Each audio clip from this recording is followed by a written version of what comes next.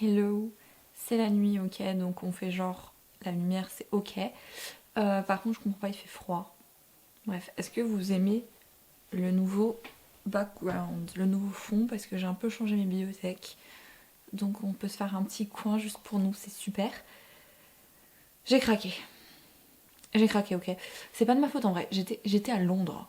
Qui ne craque pas à Londres, sérieusement? Euh, En plus, j'ai craqué. Non, en vrai, de ce que j'ai acheté, il y a que ça. Franchement. Et c'était que des affaires, à part celui-là. Celui-là, j'en avais besoin pour ma thèse, ok, peut-être. Et ça, c'était une affaire de ouf. Et ça, c'était que des buy one, get one half price. Donc en vrai, je me suis tenue. Franchement, je me suis tenue.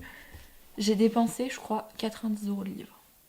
Non, attendez, parce qu'il y en a un qui était pas pour... deux qui n'étaient pas pour moi. Donc j'ai dépensé à peu près... peut-être 80 € le livre. En vrai, ça va. Ça va. C'était du budget que je me gardais exprès de... de mon salaire de l'été dernier. Donc vraiment, c'est pas mal. Et j'ai aussi reçu 3 livres en cadeau pour mon anniversaire et je les ai comme par hasard reçus à Londres. Donc ma valise était super lourde. Est-ce qu'on commence par le hall de Londres? Ok, allez, on commence par le hall de Londres, c'est pas parti. Premièrement, attends, on va parler du plus gros, parce que ça... Alors, c'est Hungerstone.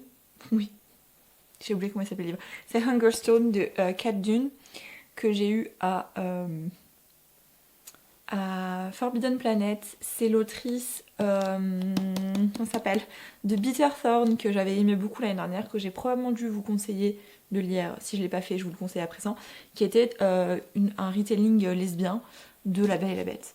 Et là, c'est un retelling de Carmilla. Qui a l'air mieux que... c'est quoi l'autre?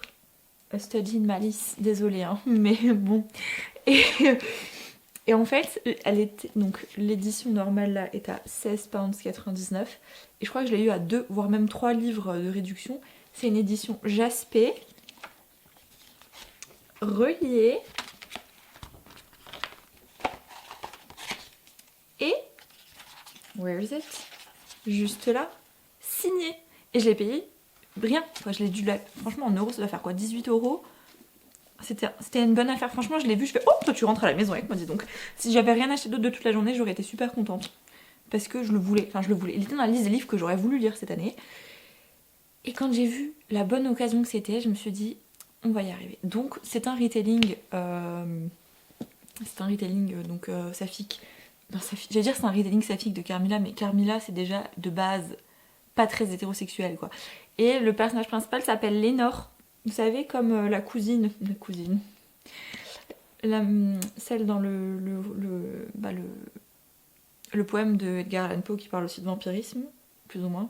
Mais par contre, là aussi, il a écrit Hungerstone is a compulsive sapphic working of Carmilla, the book that inspired Dracula, a captivating story of appetite and desire. Mais le premier était... Alors là, je pense que ce sera vraiment explicitement saphique lesbien. Alors qu'en vrai, le livre de base, évidemment en 1800 machin, Sheridan Le Fanu, il pouvait pas jouer The Giver de Chapel Roan derrière, c'est normal. Mais enfin voilà quoi. Là, ça. J'ai plus de place pour poser mes bouquins, je vais le ranger tout de suite.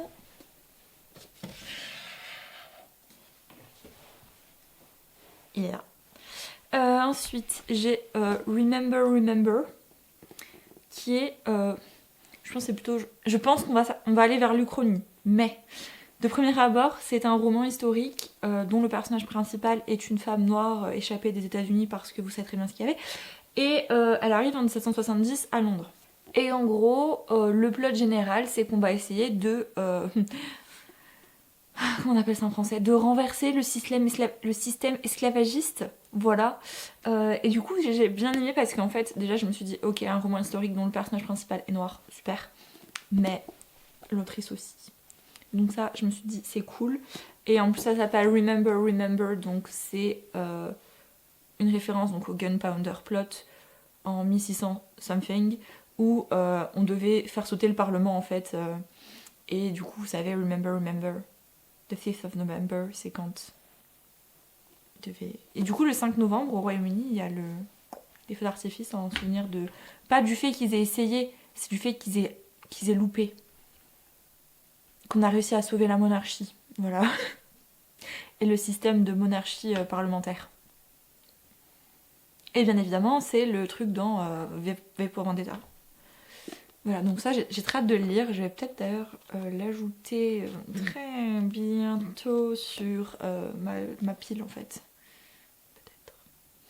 Je vais essayer de faire en sorte que cette vidéo ne dure pas 4 plombes, parce que c'est un peu long à monter après. Voilà.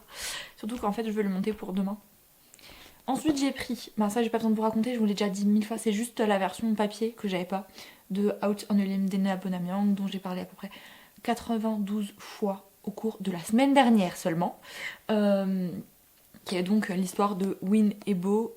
Elle a un problème avec sa main, lui il lui manque un bout de jambe comme vous pouvez le voir, et qui se retrouve à devenir parents alors qu'ils se connaissent d'une nuit. Voilà. Et oui, c'est un pregnancy trope, oui, je sais, oui, ça je le dis à chaque fois, mais en vrai, c'est une histoire tellement pleine de maturité que juste pour la qualité d'écriture et l'implication émotionnelle qu'il y a dans ce livre, franchement, il vaut le coup. Et je l'ai acheté parce que déjà, je l'avais pas, parce que je l'adore, vraiment, j'ai tellement hâte de le vous montrer, descendre en mode « This is the best book I've read this year !» Et il y aura peut-être mieux, hein, mais pour l'instant, il est dans le top 3, il est pas 3ème, voilà. Et c'est surtout qu'en fait j'ai Out of the Woods que je viens de terminer, donc je ne parlerai pas. Et bien évidemment, il me fallait les deux quoi. Est-ce que j'ai besoin de parler de ce livre?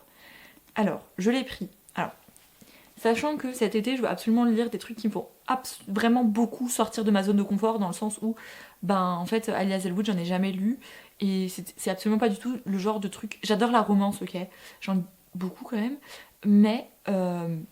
c'est pas forcément vers ces livres à elle que je vais, notamment parce que le côté scientifique et tout, ça me barbe d'avance. Et je voulais lire cet été Love Theoretically, parce que je me suis dit, bon, ok, c'est pas la réelle fanfic, donc c'est bon. Et en fait, je me suis retrouvée à acheter Deep End, parce qu'il était à achète-en un et t'en reçois un à moitié prix. Donc lui, c'est le 1 ou le moitié prix de celui de ma copine qui a acheté Pole Position, que j'ai lu, dont je ne parlerai pas. Pour l'instant, ça sera dans ma prochaine vidéo. Mais... Et voilà, du coup, j'ai pris Deep End. La couverture, par contre, elle est trop belle. Je savais pas du tout que ce truc-là, il était... Non, franchement, si c'est celui-là que j'ai pris à moitié prix, c'était du bon investissement. Et au moins, si en fait, j'aime pas, je serais pas dégoûtée de l'avoir payé. Enfin, si, je l'ai probablement payé 10 livres, finalement. Mais, enfin, vous avez compris, quoi. Et ça m'a fait trop rire, parce que... je savais vaguement de quoi ça parlait. Je savais que c'était un truc genre romance BDSM. Mais on n'est pas non plus, à mon avis, dans un truc trop poussé. Donc je sors vraiment de ma zone de confort littéraire pour le coup, parce que c'est... par rapport à Out on a Limb, c'est pas du tout ça que j'ai d'habitude. Et du coup je suis contente qu'on sorte du côté scientifique, mais elle est nageuse et elle s'appelle Scarlett de la mer. C'est trop drôle, franchement. Moi je trouve ça faramineusement drôle. Et voilà, donc je pense le lire au mois de juillet. Mais voilà, Deep End, est-ce que j'ai besoin de parler plus de Deep End? Non, je ne pense pas. Et enfin, c'est le classique du truc. Non, c'est pas vrai, parce que en vrai... il n'y a que ça dans l'autre pile, mais c'est The House of the Seven Gables de Nathaniel Hawthorne. J'y arrive, j'en ai 3 sur 4. Je crois qu'il en a écrit terminé que 4 ou 5. J'en ai 3. J'en ai lu un, je suis en train de lire le deuxième, et je viens d'acheter le troisième. Je crois qu'on est dans un espèce de réalisme fantastique, réalisme magique. C'est vraiment dire réalisme fantastique, c'est un peu genre comme dire de l'eau qui sèche, du soleil qui mouille, enfin vous voyez quoi. Ça se passe à la fin du XVIIe siècle en Nouvelle-Angleterre, donc on est quand même dans un setting plus près de Scarlet Letter que du Faune de Marbre. Et ça parle d'un révérend, il me semble, qui a construit une maison, un manoir, un complexe même, sur le terrain où habitait avant une espèce d'ermite qui a été brûlé pour sorcellerie et qui brûlait, pendu. From the scaffold, certainement pendu ou... Et ce mec-là avait en fait maudit la personne qui vient de construire le manoir. Donc voilà. Et je crois que il y a comme un truc de... Est-ce que c'est dans celui-là une espèce de communauté un peu utopique?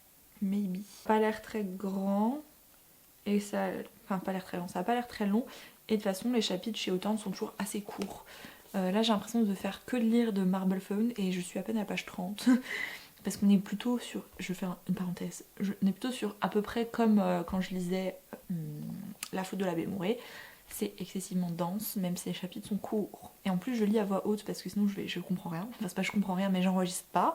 Et comme c'est un livre assez important probablement dans mon cursus universitaire, ben, je préfère le lire à voix haute.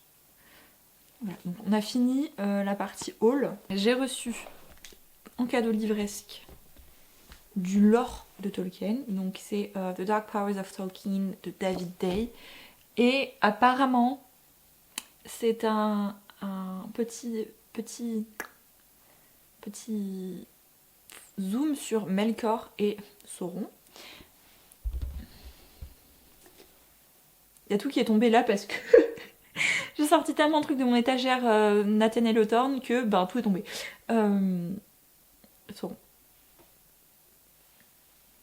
Sauron. Non pas que je sois une bandeuse de Sauron en vrai, hein. Je trouve juste le personnage super intéressant, puisque je suis plutôt dans la team Roi Sorcier d'Angmar. Voilà, j'ai excessivement hâte de le voir dans Rings of Power. Littéralement, je continue la série pour ça. C'est pas vrai, la série est incroyable. Mais... Et voilà, du coup, il y a des petits artworks. Voilà, la qualité du papier, c'est ouf. Donc il y a Melkor and the Origin of Evil, Morgoth, The Dark Enemy in the First Age, Sauron the Ring Lord in the Second Age, Sauron the Necromancer in the Third Age. Ça va commencer à arriver sur le spoiler. Non, il y a Ar-Pharazôn. Bon, ça, le spoiler est déjà avant. Et ensuite, Part 5, The War of the Ring. Et du coup, on va arriver sur du gros spoiler. Comme si, en vrai, on savait pas que Isildur allait vaincre Sauron et se barrer avec l'anneau et ensuite crever. Enfin, je veux dire, c'est littéralement le prologue du Seigneur des Anneaux. On n'est pas non plus... Je dis spoiler, mais enfin, si t'as vu le Seigneur des Anneaux, tu sais à peu près ce qui va se passer dans Rings of Power, parce que tu sais que ceux que tu vois apparaissant et qui ne sont pas dans le prologue, c'est qui sont avant le prologue. Bref. Regardez-moi cette édition trop belle de Dracula. Donc j'ajoute Dracula... J'ajoute donc Dracula à la liste de livres que j'ai en plusieurs exemplaires. J'en suis à 2 du coup. Oh là là. Cutting from the Daily Graph. What? Le Déméter? Le Déméter? J'avais jamais calé. Le Déméter s'échoue en Lyon? Enfin en août quoi. Genre le...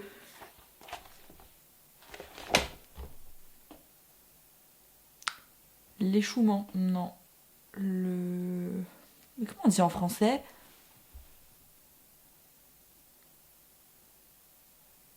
Le déluge, non. Bref, l'accident du Déméter et Lyon. Incroyable. Oh, regardez, il y a des...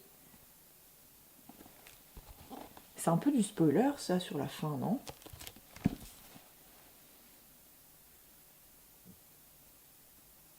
Pas sûr, en vrai. Mais même si lui, il a une grosse vibe Van Helsing...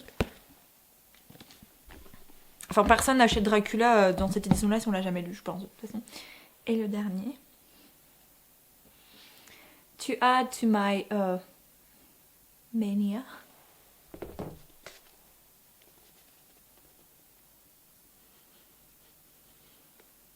Il sent bon, c'est pour ça que je le sens.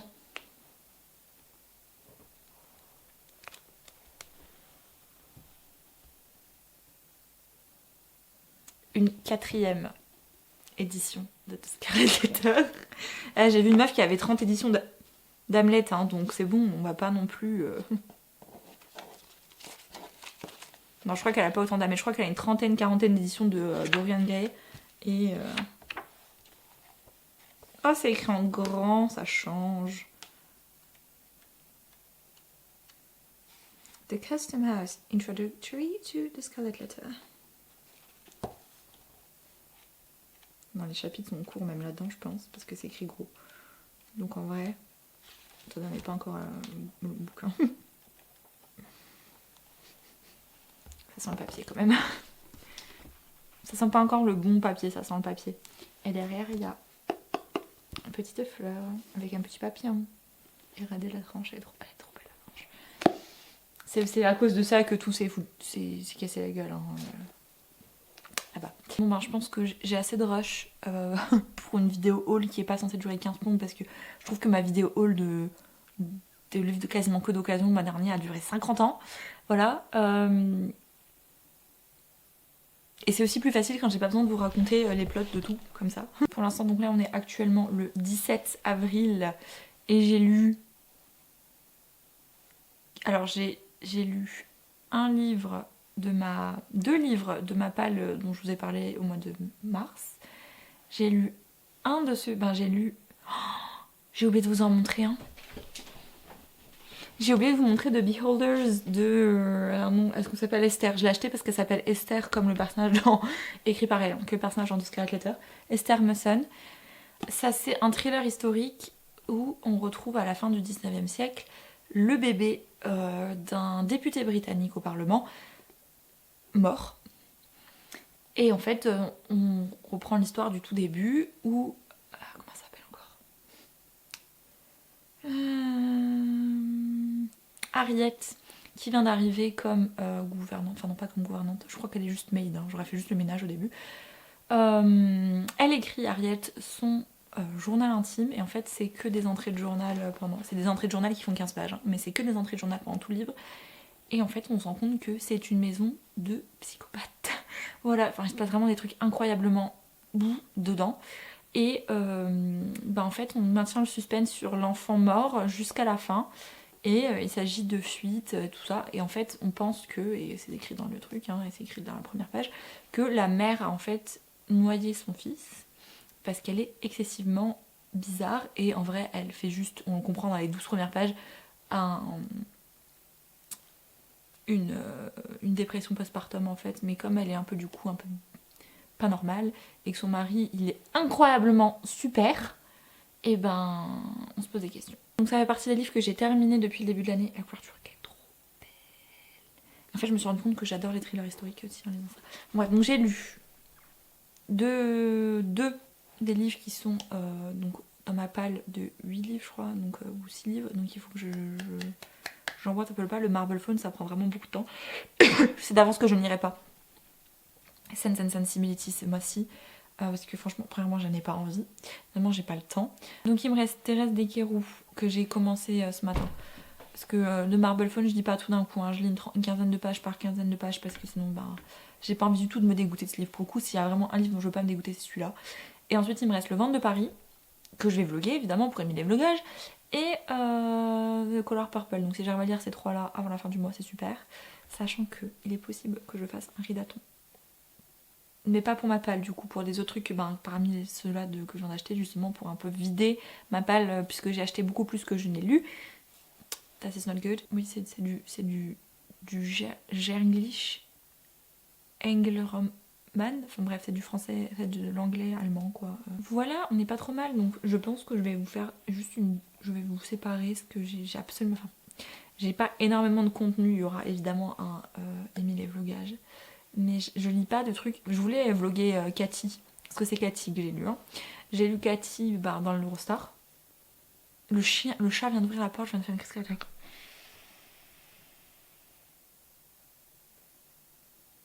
Je me sens pas bien, c'est horrible.